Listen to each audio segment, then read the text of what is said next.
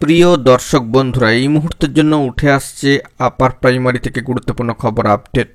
প্রথম দফা কাউন্সেলিং শেষেই সম্মানীয় চেয়ারম্যান সাহেবের বার্তা বিভিন্ন বিষয়, এবং সেকেন্ড কাউন্সেলিং কবে বন্ধুরা, এই নিয়ে কিন্তু প্রশ্ন থাকছেই। অবশ্যই বিগ ব্রেকিং আপডেট সবটাই আলোচনা করছি আর্জেন্ট ভিত্তিতে এই ভিডিওটা, তাই আপনাদের জন্য ক্রিয়েট করা।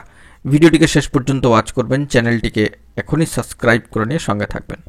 চলুন কথাবার্তা না বাড়িয়ে আমরা মূল টপিকে ফোকাস করি। বন্ধুরা, অত্যন্ত গুরুত্বপূর্ণ কিছু খবর আপডেট এই মুহূর্তে দাঁড়িয়ে উঠে আসছে আপার প্রাইমারি থেকে, কার্যত প্রথম দফা কাউন্সেলিং শেষে। যে বিষয়টি জানা যাচ্ছে যে আপার প্রাইমারির ক্ষেত্রে প্রথম পর্যায়ের কাউন্সেলিং অর্থাৎ প্রথম দফা কাউন্সেলিং কিন্তু কার্যত শেষ হয়েছে। তো বুধবার এই প্রক্রিয়া সম্পন্ন হয়েছে এবং স্কুল সার্ভিস কমিশন জানিয়েছে মেধা তালিকার থাকা ৮৭৪৯ জনের অর্থাৎ ৮৭৪৯ ৮৭৪৯ জনের কাউন্সেলিং সম্পন্ন হয়েছে। সুপারিশপত্র নিয়েছেন ৬৬৮০ জন। কাউন্সেলিংয়ে অনুপস্থিত এবং সেখানে উপস্থিত থেকেও সুপারিশপত্র নিতে অস্বীকার করেছেন অর্থাৎ প্রত্যাখ্যান করেছেন এমন প্রার্থীর সংখ্যা কিন্তু কার্যত চোখে পড়ার মতো, যেটা ২০৬৯ জনের কাছাকাছি, 2069, অর্থাৎ অনুপস্থিতির হার প্রায় ২৪% কাছাকাছি।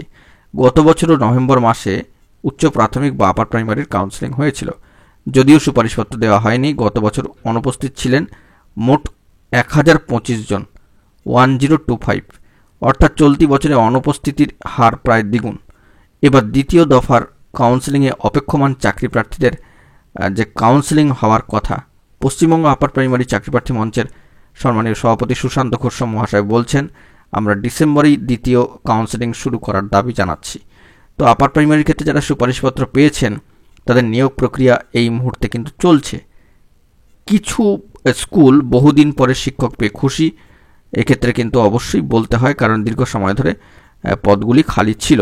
তো দীর্ঘ এত বছর পরে নতুন শিক্ষক শিক্ষিকা পেয়ে সকলেই কিন্তু খুশি। তবে প্রার্থীদের একাংশের অভিযোগ, বেশ কিছু ক্ষেত্রে তারা স্কুলে যোগ দিতে গিয়ে অসুবিধার সম্মুখীন হচ্ছেন। কোথাও সুপারিশপত্রে প্রার্থীর বা স্কুলের নামের বানান ভুল, কোথাও বা পদ ফাঁকা নেই, কিন্তু সেই স্কুলে সংশ্লিষ্ট প্রার্থী সুপারিশপত্র নিয়ে চলে গিয়েছেন। তো এসএসসি চেয়ারম্যান সাহেব সম্মানীয় সিদ্ধার্থ মজুমদার মহাশয় কার্যত এই বিষয়ে বলেন যে ভুলের সংখ্যা কিন্তু নগণ্য, যেসব ভুল সংশোধনযোগ্য সেগুলো দ্রুত সংশোধন করা হচ্ছে। অর্থাৎ প্রথম কাউন্সেলিং শেষেই যে প্রথম পর্যায়ের কাউন্সেলিং শেষেই সম্মানীয় চেয়ারম্যান সাহেবের কিন্তু গুরুত্বপূর্ণ বার্তা উঠে এলো। তো সেকেন্ড কাউন্সেলিং কবে, এটা এখন দেখার। তো মঞ্চের তরফ থেকে কিন্তু এই দাবি রাখা হচ্ছে যে ডিসেম্বরেই দ্বিতীয় কাউন্সেলিং শুরু করার হোক, এমনটাই কিন্তু দাবি রাখা হয়েছে। তো দেখা যাক পরবর্তী খবর কি আসে এই নিয়ে, এলে অবশ্যই সবটা তুলে ধরবো। এখন এটুকুই, সকলে ভালো থাকবেন, চ্যানেলটিকে সাবস্ক্রাইব করে নিয়ে সঙ্গে থাকবেন। ধন্যবাদ।